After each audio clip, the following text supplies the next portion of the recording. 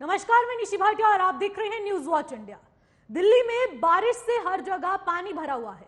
दिल्ली वालों के लिए घर से निकलना मुश्किल हो चुका है। दिल्ली के हालातों पर सीएम केजरीवाल ने कहा कि दिल्ली में 40 साल बाद पहली बार इतनी बारिश हो रही है, लेकिन हर बार मॉनसून आता है और राजधानी जलमग्न हो जाती है। तो फिर ये 40 साल वाला लॉजिक है क्या? इसीलिए दिल्ली सरकार से ये सवाल तो बनता है कि आखिरकार डूबती दिल्ली का जिम्मेदार कौन? और आज इसी पर खास चर्चा होने वाली है, लेकिन उससे पहले ये रिपोर्ट देखिए।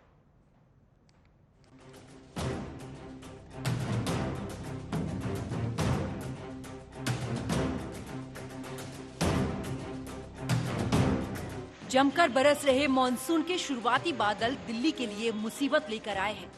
करीब 40 साल बाद दिल्ली में बरसात ने रिकॉर्ड तोड़ दिया। मेघा बरसे तो ऐसे बरसे, हर तरफ त्राहिमाम त्राहिमाम, सड़कें तालाब बन गईं, यानी हर तरफ पानी ही पानी। तस्वीरें ऐसी कि दिल्ली दिल्ली नहीं, ऐसा लग रहा है कोई वाटर पार्क हो। पूरी दिल्ली का लगभग यही हाल। पर सवाल ये कि दिल्ली के इस हाल का जिम्मेदार कौन? सवाल ये भी है, आस पर डींगे हाँकने वाली केजरीवाल सरकार ने आखिर पिछले सालों में क्या किया? और क्या शहर का ड्रेनेज सिस्टम पूरी तरह फेल हो गया है? कारण जो भी हो वही रहा है जिसकी आशंका थी, जवाबदेही जिसकी भी हो, लेकिन डूबती दिल्ली पर राजनीति हावी होने लगी है। बारिश से बदहाल दिल्ली पर बीजेपी ने केजरीवाल सरकार के ऊपर हल्ला बोल दिया है। आरोप है कि दिल्ली की जनता जलभराव की समस्या से परेशान है और दिल्ली के मुख्यमंत्री को दूसरे राज्यों में घूमने से फुर्सत नहीं। तो वहीं सीएम केजरीवाल ने कहा है कि ये वक्त उंगली उठाने का नहीं, मिलकर मदद करने का है। उन 24 घंटों में 153 mm बारिश हुई है, 153 mm बारिश हुई है। 40 साल में, ये दिल्ली का अब मैं डेटा दे रहा हूँ, बाकी स्टेट्स का नहीं दे रहा। 40 साल में इतनी बारिश पहली बार 40 साल के बाद हुई है। 1982 में 169.9 170 mm बारिश हुई थी, इस बार 153 mm बारिश हुई है। सो अनप्रेसिडेंटेड बारिश है। इतनी बारिश को बर्दाश्त करने के लिए दिल्ली का सिस्टम डिजाइंड नहीं है। तो सवाल वही कि पिछले 8 सालों में दिल्ली सरकार ड्रेनेज सिस्टम तक नहीं बना पाई और अभी तो सिर्फ मॉनसून की शुरुआत है। तो फिर इस सीजन दिल्ली की हालत यही रहने वाली है, क्योंकि खुद केजरीवाल ज्यादा बारिश को समस्या का जिम्मेदार बता रहे हैं। Bureau report, news watch India.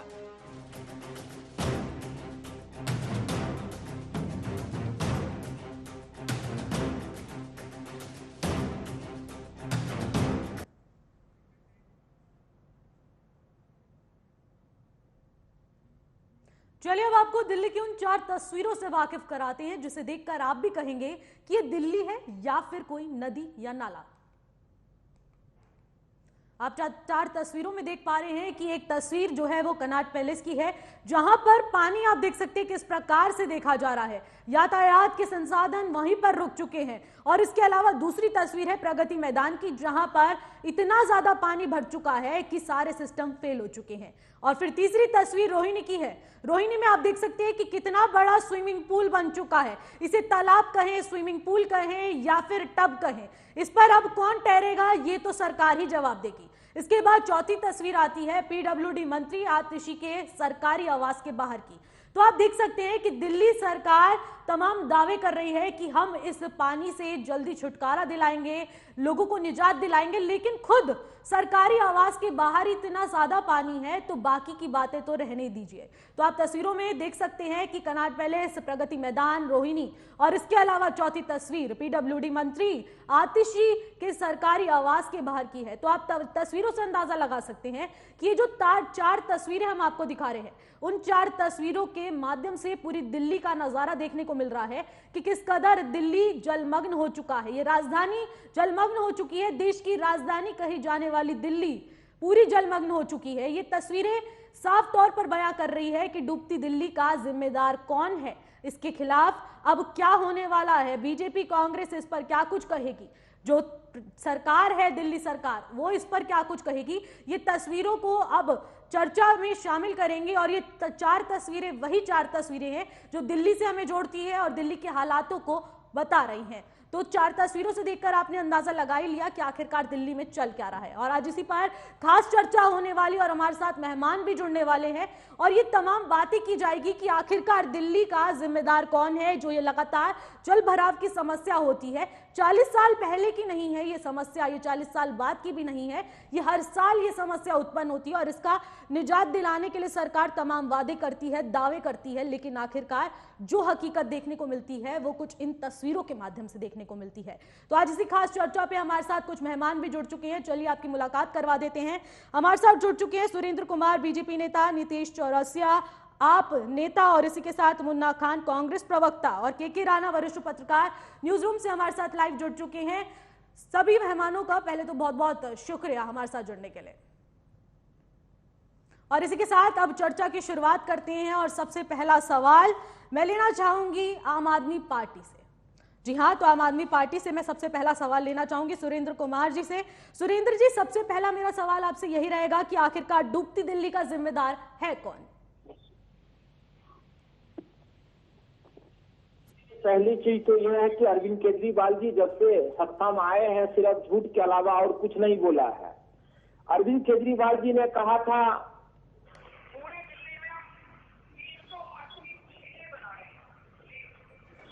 Kejriwal ji ने कहा था कि 380 झील हम बनाएंगे।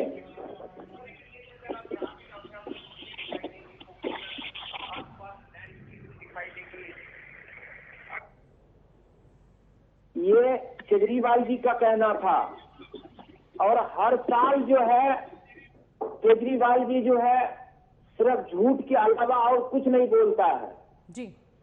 केजरीवाल जी यमुना मैया की कसम खाए, अपना बेटा का कसम खाया कि मैं दिल्ली को जो है बदल दूंगा, हमसे बड़ा कट्टर ईमानदार जो है दुनिया में कोई पैदा नहीं लिया, मैं दिल्ली का बेटा हूं, हमने जो कहा वो सारे सारे हम पूरा करेंगे।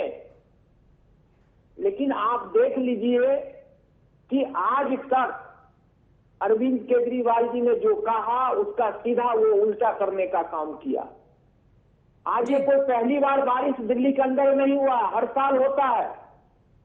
आपने अभी 4 जगह का तस्वीर आपने दिखाया, लेकिन ये 4 ही जगह नहीं है, तमाम दिल्ली के जितने भी इलाका में आप जाएंगे हर जगह यही हाल है। चाहे वो कनाट पैलेस से आप शुरू कीजिए, जहांगीरपुरी नजफगढ़ तक जाइए, उधर रोहिणी नरेला तक जाइए, फिर यमुना पार में आप उधर यमुना बिहार तक जाइए, इधर हौज खास से लेके मायापुरी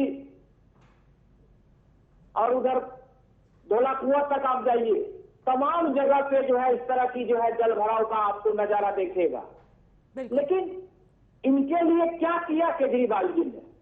कहीं पे किसी प्रकार का कोई रास्ता निकाला क्या कि अगर ज्यादा पानी होगा तो उसको हम कहां पे लेके जाएंगे? सिर्फ कहना एक अलग चीज है और करना जो है बहुत कठिन काम है जी। क्योंकि केजरीवाल जी ने कहा था कि मैं 20 कॉलेज बनाऊंगा, 500 स्कूल बनाऊंगा, 3000 बस लेके आऊंगा, यमुना को सफाई करूंगा, युवाओं को रोजगार दूंगा। ये तमाम वादे केजरीवाल जी के थे, लेकिन सिर्फ उसके ठीक उल्टा काम जो है केजरीवाल जी ने करने का काम किया। बिल्कुल। नीतीश जी, अब मैं आपसे लेना चाहूंगी सवाल। सुरेंद्र जी, मैं आपके पास फिर से आऊंगी, लेकिन नीतीश जी अब मैं आपसे ही सवाल लेना चाहूंगी, क्योंकि लगातार केजरीवाल जी दावे तो करते हैं, लेकिन आप क्या कहेंगे कि डूबती हुई दिल्ली का जिम्मेदार आखिरकार है कौन? सबसे पहले तो आपके चैनल के माध्यम से दर्शकों को मेरा नमस्कार और आप सभी पैनलिस्टों के साथ साथ आपको भी मेरा नमस्कार। मैं अपने भाजपा के भाई मित्र की बात सुन रहा था, उन्होंने एक ऑडियो चलाया जिसमें अरविंद केजरीवाल जी ने झील की बात कही थी। मैं स्वीकार करता हूं आईटी सेक्टर में ये लोग मास्टर हैं, कहाँ की चीजों को कहाँ जोड़ने में तो खैर माहिर हैं। और लेकिन अरविंद केजरीवाल जी ने एक और बात कही थी जो कटक एकदम 100% सही है, चौथी पास राजा के चौथी पास सेना। जो आज इन्होंने ये दर्शा दिया कि ऐसी चीज को यहाँ लाके रख दिया जिसका कोई इससे कोई ताल्लुकात नहीं है। मेरे मित्र रोहिणी तो गए, लेकिन रोहिणी से आगे गुड़गांव नहीं पहुंचे। मेरे मित्र बदरपुर तो गए लेकिन फरीदाबाद नहीं गए। मेरे मित्र मयूर विहार तक तो गए लेकिन नोएडा नहीं गए। मेरे मित्र शहादरा तो गए लेकिन गाजियाबाद नीतीश जी पर सड़कें, नीतीश जी रास्ते वहीं से गुजरते हैं। नीतीश जी, दिल्ली देश की राजधानी है। नीतीश जी गुजरते रास्ते वहीं से हैं, आप मुझे बताइए, गुजरते रास्ते वहीं से है, वहाँ का हाल भी तो बेकार है। देखिए, सवाल मुझसे है तो जवाब मुझे देने का प्लीज मौका दीजिए। 30 सेकंड में अपनी बात खत्म करूंगा जी। कि मेरे मित्र ये बताना भूल गए कि जब मौसम विभाग ने इतनी बड़ी रिपोर्ट सार्वजनिक करी कि 20 साल के बाद दिल्ली में सबसे ज्यादा बारिश हुई है, जो कि औसतन 20% है पूरे मानसून का, तो यहाँ ये बात सोचने वाली है कि ऐसी परिस्थिति में थोड़ी सी परेशानी होगी। मैं भगवान का लाख लाख शुक्र करता हूँ कि कोई पुल नहीं बहा, किसी प्रकार की अनहोनी नहीं हुई। मैं इसके लिए भगवान का तहे दिल से शुक्रिया करता हूँ। और हाँ, ये विषम परिस्थिति है, हम दिल्ली की जनता के लिए जवाबदेही है और हमारी सरकार ग्राउंड रिपोर्ट 0 पे काम कर रही है और आपको जल्द ही इसके परिणाम भी देखने को मिल रहे हैं। लेकिन साथ साथ राजनीति भी आपको बराबर की देखने को मिल रही है। इसलिए मैं आपके चैनल के माध्यम से आश्वस्त कर दूं कि दिल्ली की नगर निगम और दिल्ली सरकार दिल्ली के लिए काम कर रही है और इसकी रिपोर्ट भी आपके सामने। नीतीश जी, अब मैं आपसे वो सवाल लेती हूँ कि जिस तरीके से आप कह रहे हैं, फिरोजाबाद की सड़कें देख लीजिए, फरीदाबाद की देख लीजिए, तमाम जगहों के आपने नाम गिनाए हैं, लेकिन जो रोहिणी है, कनाट प्लेस है, ये तमाम तस्वीरें जो मेन दिल्ली से जुड़ी हुई हैं, उन तस्वीरों से आप साफ तौर पर अंदाजा लगा सकते हैं कि किस तरीके से दिल्ली के हाल आखिरकार बने हुए क्या है। आप देख सकते हैं रोहिणी में कितना ज्यादा तालाब बन चुका है, गड्ढा हो चुका है, जमीन धंस चुकी है, भूस्खलन की समस्या हो चुकी है, फिर भी आप कह रहे हैं बाकी जगह का नजारा देखिए, यहाँ पर छोटा मोटा नुकसान हो रहा है। मैंने आपसे कहा ना कि देखिए, जब मानसून का 1/5वां हिस्सा जब एक साथ पड़ेगा तो ये कहीं ना कहीं एक प्रकार की एक्स्ट्राऑर्डिनरी सिचुएशन है। ये अनुमानता नहीं है, एक औसतन नहीं है। थोड़ी सी समस्या हुई है, पानी का जल भरा हुआ है। मैं आपकी बात से मना नहीं कर रहा, ना ही मैं किसी प्रकार के वीडियो को डिनाई कर रहा हूं, लेकिन थोड़े देर बाद वहां स्थिति जैसे बारिश रुकती है, आपको देखने को मिला होगा स्थिति सामान्य है। पानी बरकरार वहां नहीं रहती। रिंग रोड पे देखिए कैसे पानी पहले लग जाया करती थी, आज पानी नहीं लगते। ऐसे तमाम जगह जहां पानी रुका करती थी, आज रुकने की संभावना नहीं है। 24 घंटे पंप सेट के माध्यम से, पंप के माध्यम से पानी की निकासी हो रही है। इस तरह के एक्स्ट्राऑर्डिनरी एक्टिविटीज करके हमारे दिल्ली सरकार की जो बाढ़ग्रस्त विभाग है वो भी ग्राउंड रिपोर्ट पे काम कर रही है, हमारे सभी जिला अधिकारी काम कर रहे हैं, हमारे मंत्री काम कर रहे हैं, सब ऑन ग्राउंड है, जिससे कि स्थिति सामान्य बनी रहे और इस तरह की कोई भी घटना घटती है तो वो ना घटे। हम ये चाहते हैं जल्द से जल्द उससे काम करके उसे रोका जा सकता है, किसी भी अनहोनी को रोका जाए। जी बिल्कुल। अब इसके साथ ही मैं मुन्ना खान जी से भी जान लेती हूँ कि जिस तरीके से हमने दिल्ली की तस्वीरें दिखाई हैं आपको, तो आपके हिसाब से इन हालातों का जिम्मेदार आखिर है कौन?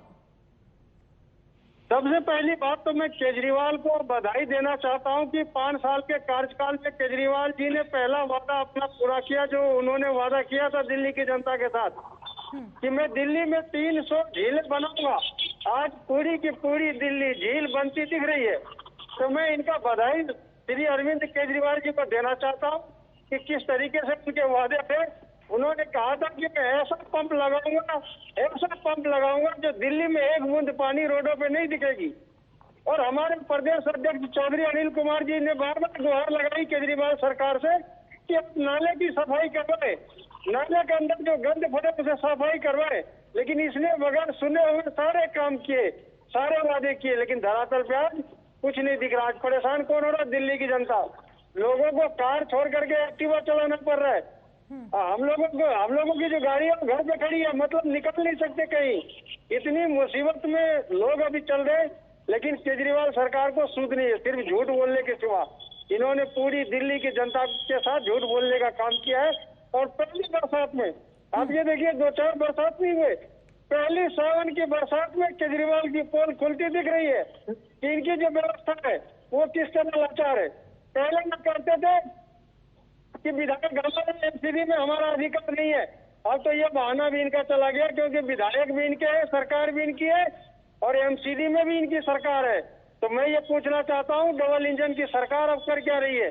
अब जो दिल्ली की जनता त्राही त्राही कर रही है, जिस तरीके से लोगों की गाड़ियां बंद हो रही है, लोग कहीं फंसे पड़े हैं, नाले सीवर सारे जाम है, ये सरकार को सुध लेने चाहिए, कहीं न कहीं इसमें गौर फिक्र करना चाहिए। लेकिन ये सरकार प्रचार की सरकार है, काम इसके धरातल पे आपको कहीं भी नहीं दिखेंगे। दिल्ली का कोई ऐसा कोना नहीं है जो जाम से भरा नहीं है, जो नाले सीवर जाम नहीं है। तो ये व्यवस्था है इनकी व्यवस्था बिल्कुल लचर व्यवस्था है। तो खोखले वादे करवा लो, आप प्रचार प्रसार करवा लो, अजी हम तो नंबर 1 सरकार चला रहे, इनकी नंबर 1 सरकार दिल्ली में दिख रही है।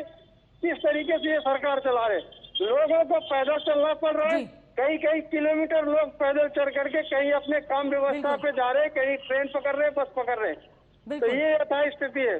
अभी आप ओला बुक करवाओ, ओला कैंसिल कर देता है, ओला जा ही नहीं रहा कि भाई मेरा गाड़ी नहीं बंद करवाना, हर जगह सीवर जाम, पानी भरे पड़े। तो ये व्यवस्था सरकार को देखनी चाहिए। दिल्ली की जनता किस तरीके से जिंदगी गुजार रही है, इसमें उसे निर्णय लेना चाहिए था। इसे पता था, मौसम वैज्ञानिक ने पहले ही अलर्ट किया था कि जो रिकॉर्ड है वो 30-40 साल का रिकॉर्ड टूटने वाला है, इसलिए सरकार अपनी कार्रवाई करे और जो उनका व्यवस्था है उसको दुरुस्त करे। लेकिन नहीं किया। हमारे दिल्ली प्रदेश अध्यक्ष चौधरी अनिल कुमार जी ने बार बार गुहार लगाई कि आप नाले सीवर की सफाई करवाएं, नहीं तो पानी रुक जाएगा। पानी रुकने से दिल्ली वासियों की समस्या बढ़ जाएगी, रोडों पे चलना दुश्वार हो जाएगा, लोगों की गाड़ियां बंद हो जाएगी। लेकिन ये सरकार एक नंबर की झूठी सरकार है। इन्होंने उन बातों को अफवाह में बना दिया कि कांग्रेस ऐसे ही बोलती है, लेकिन आज जब ये समस्या से जूझना पड़ रहा है तो दिल्ली की जनता को ये पता लग रहा है कि कांग्रेस सही कह रही थी कि बारिश से पहले ही ये रोड सीवर नाले को दुरुस्त करना चाहिए था, और इसी वजह से आज ये जनता यहाँ परेशान है, त्राही है। बिल्कुल बिल्कुल। अब मैं राणा जी आपसे जानना चाहूंगी कि जिस तरीके से हमने तस्वीरों के माध्यम से पूरी दिल्ली की हकीकत दिखाई है, धरातल पर हाल फिलहाल क्या कुछ स्थिति बनी हुई है, वो सब हमने उन तस्वीरों के माध्यम से दिखाया, और आपने बीजेपी, कांग्रेस, आम आदमी पार्टी का बयान भी सुना है। तो इसके बाद आपको क्या लगता है कि आखिरकार डूबती हुई राजधानी का जिम्मेदार कौन है? और जो लगातार केजरीवाल जी कह रहे हैं कि 40 साल बाद ऐसी स्थिति हुई है, इतनी ज्यादा बारिश सिर्फ 40 साल बाद हुई है, इस वजह से ये हालात बने हैं। निशी, इसमें सबसे पहले हमें यह समझना होगा कि जो डूबती हुई दिल्ली के हालात हैं, इसका जिम्मेदार कौन है? इसके जिम्मेदार वो सारी सरकारें हैं, वो सारी राजनीतिक पार्टियां हैं जो अपने आप को सबसे ज्यादा जिम्मेदार मानती हैं। दूसरा पॉइंट इसमें ये कि अभी तक आपने ये सुना होगा कि उड़ता पंजाब नशे को लेकर, अब ये तैरता विकास देखिए आप। बिल्कुल, दिल्ली की जो सड़कों पर पानी है, घरों तक पानी है, गली मोहल्लों तक पानी है, ये सब तैरता हुआ विकास है। और तीनों प्रवक्ता बैठे हुए हैं, अपने अपना ज्ञान इन्होंने दिया। आम आदमी पार्टी ने आरोप बीजेपी पर लगाया, बीजेपी ने आम आदमी पार्टी पर लगाया, कांग्रेस इसलिए खुश क्योंकि वो कहीं नहीं है तो उसने भी दोनों पर आरोप लगाया और अपना किनारा कर लिया। लेकिन सवाल यह है, ऐसे में क्या इन तीनों की यह जिम्मेदारी नहीं थी कि अपने अपने हिस्से की जिम्मेदारियों को ये स्वीकार करते और एक दूसरे पर लांछन लगाने की बजाय अपनी गलतियों पर स्वीकारिता दिखाने के बाद उसके बाद आगे का रास्ता निकालते? लेकिन तीनों में से किसी ने भी, एक ने भी ऐसा नहीं किया। बीजेपी वाले ने सीधा आरोप लगाया आम आदमी पार्टी पर, आम आदमी पार्टी ने सीधा नोएडा, फरीदाबाद और पूरे दिल्ली छोड़कर उसने भी सब जगह पर घुमा दिया जी, है ना। बीजेपी वाले ने दिल्ली में घुमाया, नोएडा तक वो नहीं पहुंचे, फरीदाबाद तक वो नहीं पहुंचे, गुड़गांव तक वो नहीं पहुंचे। कांग्रेस वाले राजस्थान की बात नहीं करेंगे क्योंकि वहां भी हालात ऐसे ही हैं। बिल्कुल। बीजेपी वाले मुरादाबाद या उत्तर प्रदेश के और किसी हिस्से की बात नहीं करेंगे, सहारनपुर में ऐसे हालात, नोएडा में ऐसे हालात, फरीदाबाद में ऐसे हालात, गुरुग्राम में ऐसे हालात, मुरादाबाद में ऐसे हालात, अमरोहा में ऐसे हालात, घरों तक पानी पहुंच गया है। बिल्कुल। लेकिन जिसको जहां मौका मिलेगा एक दूसरे की सरकार पर सिर्फ लांछन लगाएंगे, और उन्हीं लांछन का नतीजा है जो दिल्ली की सड़कों के हालात हैं या आज नोएडा या बाकी जगहों की सड़कों के हालात हैं। आखिर सवाल ऐसे में इनसे यह पूछा जाना चाहिए कि सड़कों की जिम्मेदारी किस एजेंसी के पास थी? जिसके पास थी तो क्या उस इंजीनियर ने ये सड़कें पास की थी? तो क्या अब वसूली भी उसी इंजीनियर से की जाएगी? पानी की व्यवस्था बेहतर क्यों नहीं की गई? क्या सरकार और इंजीनियर और वो एजेंसी मिलकर इस भरपाई को पूरा करेंगे? जिन लोगों के घरों में पानी घुस गया है, जिन लोगों के घर में पानी जाने के बाद जो नुकसान हुआ है, सड़कें टूटी हैं, जो नुकसान है उसकी भरपाई आखिर कहां से की जाएगी?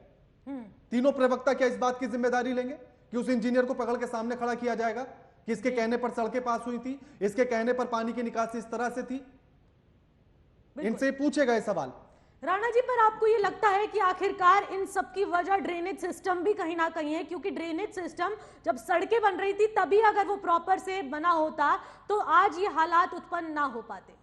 बिल्कुल, सबसे बड़ा कारण यही है क्योंकि पानी की निकासी की व्यवस्था बेहतर नहीं हो पाई है, इसीलिए सड़कों पर पानी है।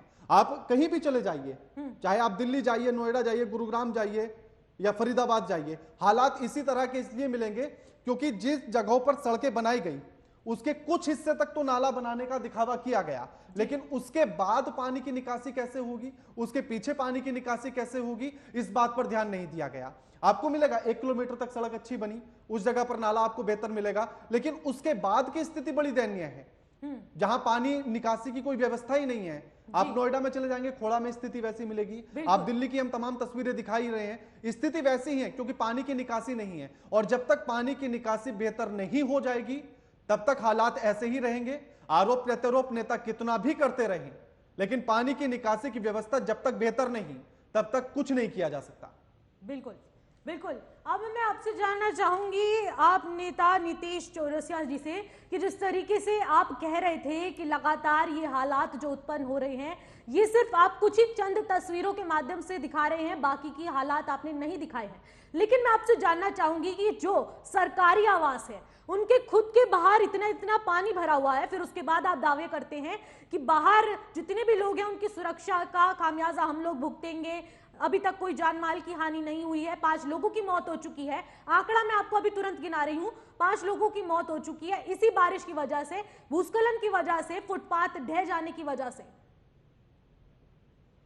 नितेश जी। देखिए निश्चित जी, मैंने ये नहीं कहा कि सरकारी आवास पे जो बारिश होगी तो सरकारी आवास पे भी उतनी ही बारिश होगी जितनी आम पब्लिक के यहाँ होगी। तो इसको आप 2 हिस्से में बांट के देखने के बजाय इसको एक करके देखिए। दिल्ली में बारिश हो रही है, हमने ये कहा कि दिल्ली में पूरे मानसून का 20% हिस्सा बारिश का पिछले 2 से 3 दिन के अंदर रहा। ये एक एवरेज है जो कि मौसम विभाग भी इस बात को सार्वजनिक कर चुका है। अब ऐसे में एक स्थिति पैदा हो जाती है जो कि नॉर्मल से ऊपर की हो जाती है। स्थिति नॉर्मल में मेंटेन्ड है, हमारी सारी एजेंसियां काम कर रही हैं और जहां भी पानी लग रहे हैं और जहां की भी खबर आ रही है वहां तुरंत स्थिति को नॉर्मल करने के लिए टीमें जा रही हैं। जो भी ड्रेनेज सिस्टम में कहीं कोई रुकावटें आ रही हैं उसको ऑन द स्पॉट उसको रिजॉल्व किया जा रहा है जिससे कि पानी निकल सके, वहां ठहराव कम हो सके। ये हम पर ये हालात उत्पन्न होने ही क्यों दी गई? एक सेकंड, लेकिन अब जैसे आपने कही कि भाई ये हालात उत्पन्न ही क्यों है, मैंने ये आप सवाल का जवाब दीजिए, ये हालात उत्पन्न हुए क्यों है? मैडम देखिए, बारिश इसका जिम्मेदार आप किसको ठहराएंगे? बारिश देखिए नितेश जी, इसका जिम्मेदार पहले आप मुझे बताइए कि जिम्मेदार कौन है इस पूरे मामले का? कोई भी प्राकृतिक एक्टिविटी पे ना मेरा कंट्रोल है, मुझे लगता है आपका भी कंट्रोल नहीं होगा। और यहाँ जो बैठे हैं आप बारिश को प्राकृतिक मानते, आप बारिश को प्राकृतिक आपदा के तौर पर देख रहे हैं। ये एक प्राकृतिक दिनचर्या है, भगवान ने अगर बारिश दी है बिल्कुल। आप देखिए, आप पल्ला झाड़ते हुए नजर आ रहे हैं, आप इन सब हालातों से पल्ला झाड़ते नजर आ रहे हैं। नितेश जी, मेरा बड़ा सीधा सा सवाल है कि आसमान से बारिश हुई, आफत वो धरती पर आकर बनी और धरती पर भी सिर्फ उन जगहों पर बनी जहां पानी की निकासी नहीं थी। इस व्यवस्था को करने की जिम्मेदारी किसके कंधों पर थी? पानी की निकासी बेहतर हो, जिम्मेदारी किसकी? राणा जी, मैं आपको एक चीज कह रहा हूँ कि पानी से अगर किसी बोतल में 1 लीटर पानी आएगा और अचानक से 5 लीटर डालना शुरू कर देंगे तो पानी ओवरफ्लो तो कैसी बात कर रहे हैं नितेश जी? बारिश, शुक्र मानिए इस बात का कि बारिश अब होती नहीं है उस लेवल की, वरना हमने भी देखे हैं 4-4, 5-5 दिन तक बारिश नहीं रुकती थी। राणा जी, मैं आपके देखिए, आपसे मेरी कोई व्यक्तिगत लड़ाई नहीं है, लेकिन चीजों को थोड़ा समझा जाए तो मेरे ख्याल से अच्छा होगा। अगर कोई ड्रेनेज सिस्टम के लिए जो पाइप अगर 9 फुट की डली हुई है और अचानक से बहुत ज्यादा हैवी मात्रा में पानी आएगी तो वो तो अपने सिस्टम से लेके जाएगी ना पाइप, ये अलग से उसके लिए लोकेशन क्रिएट कर देंगे। आप थोड़ी सी चीज को समझिए। और जो पाइपें डलती है वो नॉर्मल परिस्थिति के लिए डलती है, नॉर्मल परिस्थिति के लिए डलती है। झाड़ते हुए नजर आ रहे हैं, प्रकृति पर इल्जाम डाल दीजिए, अपने ड्रेनेज सिस्टम पर आपने ध्यान नहीं दिया है, आप पल्ला झाड़ते नजर आ रहे हैं। एकदम, मैं आपको सारी चीजें कैलकुलेटेड समझा रहा हूँ, एक एक चीजें बता रहा हूँ। ये एक अबराबर परिस्थिति है। जैसे आधा घंटा 15-20 मिनट समय बीतता है, बारिश रुकती है, आपको पानी का जल भराव वहां से कम होता हुआ दिखता है। और ऐसे कई जगह उदाहरण जो आपने अभी इस पे नहीं दिखाए, मैं आपको दिखा। आप रिंग रोड में देखिए, बारिश होती गई है, पानी खत्म होता गया है। आईटीओ पे देखिए, 3-4 जगह ऐसे, मतलब जहाँ परमानेंट बने रहते थे पानी, वहाँ पानी नहीं है, क्योंकि वहाँ पंप लगातार चल रहा है। उसमें जो भूस्खलन हो रहा है उसके लिए क्या कहेंगे आप? बिल्कुल, देखिए ऐसी कोई घटना जो वहाँ साफ तौर पर भ्रष्टाचार दिखा है हमें कि वहाँ पर जो मटेरियल लगना चाहिए था वो मटेरियल लगा नहीं है। रोहिणी की सड़क पर जो वो 15 मीटर का गड्ढा हुआ है, वो जो स्विमिंग पूल बना है उसके लिए आप क्या कुछ कहेंगे? वो जो स्विमिंग पूल इतना बड़ा रोहिणी में घटना आई है, इस तरीके की कुछ घटनाएं आई हैं, संज्ञान में आई है। इस पे हम तुरंत जो भी एक्शन लेंगे, और इसकी एक मीटिंग बुलाई जा रही है, और जैसे भी इस पे जो भी उसके लिए उत्तराधिकारी होगा, हम उस पर जो भी कार्रवाई होगी उचित कार्रवाई कानून के हिसाब से करेंगे, उसमें कोई मत नहीं। नितेश जी, मेरे सवाल का एक जवाब दीजिए, जब ये सड़कें बनाई जा रही थी तो इंजीनियर नियुक्त किया गया था या नहीं? हमेशा किया। फिर उसके बाद पानी की निकासी बेहतर क्यों नहीं? मैंने आपसे कहा ना कि अगर जहां भी इस प्रकार की समस्या है, देखिए मैंने कहा ना आपसे कि जो पानी की निकासी एक एवरेज पैरामीटर है। अगर एवरेज से ऊपर कोई भी चीज होगा तो थोड़ा टाइम देना पड़ेगा उसमें कि पानी। अच्छा, आप मुझे ये बता दीजिए उस ड्रेनेज सिस्टम का एवरेज क्या है? कहीं ऐसा नहीं है कि पानी लगातार 24 घंटे तक रुका हुआ है। ऐसी कहीं खबर है तो मुझे बताइए, जहाँ 2-2 घंटे, 4 घंटे, 5 घंटे बारिश बंद होने के बाद पानी हो। कोई एक खबर बताएं आप मुझे। सिस्टम तो वहां फेल कहेंगे ना जहाँ पे 5-5 घंटे, 6-6 घंटे, 24 घंटे बारिश बंद होने के बाद पानी रुका हुआ। उस सड़कों का कोई टूटी हुई सड़कें नजर आ रही हैं, सड़कों में 15 मीटर के गड्ढे नजर आ रहे हैं। आप कह रहे हैं कि हम आपको उदाहरण गिनाएं? हमने आपको वो 4 तस्वीरें ही दिखा दी है। 4 तस्वीरों से आप पूरी दिल्ली देख पा रहे हैं। उसके बाद आप तस्वीरों की बात कर रहे हैं, सबूतों की बात कर रहे हैं। ऐसी कोई तस्वीर दिखाए जो बारिश बंद होने के बाद पानी रुका हो। आप रोहिणी की तस्वीर, रोहिणी में 15 मीटर का गड्ढा है। रोहिणी में 15 मीटर का गड्ढा है नितेश जी। गड्ढा होना एक आपातकाल है। हम बता रहे हैं कि इस पर इंक्वायरी करेंगे, जो भी इस पे अधिकारी उसके लिए उत्तराधिकारी। 2 दिन बारिश हो, 15 मीटर का गड्ढा सड़क में हो जाए, लेकिन आप पानी रुकने की बात कह रहे हैं। मैं रुकने की बात कह रहा हूँ कि बारिश होने के 5 घंटे बाद कहीं एक जगह मुझे बता दीजिए। नितेश जी, अब मैं आपसे सवाल बाद में लूंगी, लेकिन उससे पहले सुरेंद्र जी मैं आपसे जान लेती हूँ कि आप भी जिस तरीके से आरोप लगा रहे हैं आम आदमी पार्टी पर, लेकिन प्रगति मैदान में जो पानी भरा है वो तो आपका प्रोजेक्ट है, वहां पर पानी कैसे भर गया? निशी जी, देखिए जिस प्रकार से चाहे वो कांग्रेस हो चाहे आम आदमी पार्टी हो, कांग्रेस ने अभी आरोप लगा दिया, लेकिन कांग्रेस के ही नाकामी के वजह से आम आदमी पार्टी दिल्ली में आए। एमसीडी चुनाव में आपने सुना होगा कि केजरीवाल जी कूड़ा के ढेरा पे जाके कांग्रेस आम आदमी पार्टी से मेरा सवाल नहीं है, अभी फिलहाल आपसे है कि ये जो प्रगति मैदान बनाया गया था, प्रोजेक्ट है आप लोगों का, वहां पर पानी क्यों भरा है? आप तो आम आदमी पार्टी पर इल्जाम लगा ही रहे हैं। आपने बात किया, मैं आ रहा हूँ, वहीं पे आ रहा हूँ, पहले आप सुनिए। नहीं, आप सीधे वहीं पर आइए, मैं और घुमाना नहीं चाहती हूँ इस सवाल को। इन्होंने कहा था कि एमसीडी के चुनाव में सबसे अच्छा है कांग्रेस का विलय भाजपा में कर लीजिए। मेरा एक सलाह मानिए आप लोग, आपके लिए भी ठीक रहेगा और कांग्रेस के लिए भी ठीक रहेगा। दोनों मिलकर आम आदमी पार्टी से चुनाव लड़िए। नितेश जी ने कहा कि बारिश खत्म होने के बाद आप मुझे कोई ऐसा तस्वीर दिखाइए जहां पे की जो पानी नहीं है। 2 साल पहले अजमेरी गेट के नीचे जो है एक हमारे ऑटो चलाने वाले सुरेंद्र जी, वो सवाल उनसे लिया जाएगा। प्रगति मैदान का तो बताइए। प्रगति मैदान टनल जो है, जो टनल बनी थी, बारिश खत्म होने के बाद आप अभी जाके देखिए, अभी टनल चालू है, वहां पर बंद है टनल, सुविधा के लिए बंद कर दी गई है, वहां पर बैरिकेड्स लगा दी गई हैं, वहां से आवाजाही बंद कर दी गई है। आप कह रहे खुली है? नहीं, वहां पे ऐसा ही है, रात के काटने सिर्फ आते हैं और सुबह 6 बजे खोली जाती है, वो हर रोज का है, ये कोई आज के लिए नहीं है। अरे वहां पर पानी भरा है, हम आपको तस्वीरें भी दिखा चुके हैं, आप कैसे मुकर सकते हैं इस बात को लेकर? मैं अभी वहीं घर से, मैं अभी ऑफिस के लिए वहीं से आया हूँ। वो रात में 10 बजे जो है टनल बंद होती है, सुबह 6 बजे खुलती है। आप अपने किसी भी रिपोर्टर को अभी आप भेज के देख लीजिए कि वहां पर आपको थोड़ा सा भी पानी नहीं मिलेगा। और अभी जो वो तस्वीरें आई, फिर वो कहां से आई? ये तस्वीरें अभी की नहीं होगी आपके पास, कहा पिछले साल की है। बंगाल वो की इसी होगी। साल की और अरे अभी बंगाल की फिलहाल होगी। हमारे रिपोर्टर ने अभी ताजा तस्वीरें ही दी हैं और वही तस्वीरें हमने आपको दिखाई हैं जो हाल फिलहाल दिल्ली की हालातों को दर्शा रही हैं। मतलब सुरेंद्र जी अपनी नाकामियों को छिपाने के लिए अपनी आरोप करने नाकामी पर को छुपाते नजर आ रहे हैं। ये जो है सुनिए, केंद्र सरकार वो के बंगाल की सहयोग होगी, से पंजाब की होगी, छत्तीसगढ़ की होगी, बिहार की हो सकती जी है, जी भाजपा शासित राज्यों की नहीं होगी, आने का काम या जो है भाजपा के किए हुए कार्यों की नहीं होगी। ये दिल्ली सरकार के अंदर जी जी बनाया। जी फंड समय की कमी को देखते हुए फिलहाल हमें ये चर्चा यहीं समाप्त करनी पड़ेगी। आप सभी मेहमानों का जुड़ने के लिए बहुत बहुत धन्यवाद। तो जिस तरीके से हमने इस चर्चा में बातचीत की है कि आखिरकार डूबती हुई राजधानी का जिम्मेदार कौन है, लगातार ऐसे हालात उत्पन्न होते हैं, एक दूसरे पर जिम्मा थोप दिया जाता है कि हमारी गलती नहीं है, छुपा दिया जाता है, अपना पल्ला झाड़ दिया जाता है। और आपने चार मेहमानों की बातें भी सुनी है कि किस तरीके से उन्होंने कहा है कि किस तरीके से यहाँ पर इन हालातों का जायजा हम ले रहे हैं या फिर हमने लिया था या फिर प्रकृति पर इल्जाम डाल दिया जाता है। ऐसे तमाम बातों के बीच ये खास चर्चा हमने आपके साथ करी है। तो फिलहाल इस चर्चा में बस इतना ही। देश और दुनिया की तमाम बड़ी खबरों के लिए बने रहेगा न्यूज वॉच इंडिया के साथ। नमस्कार।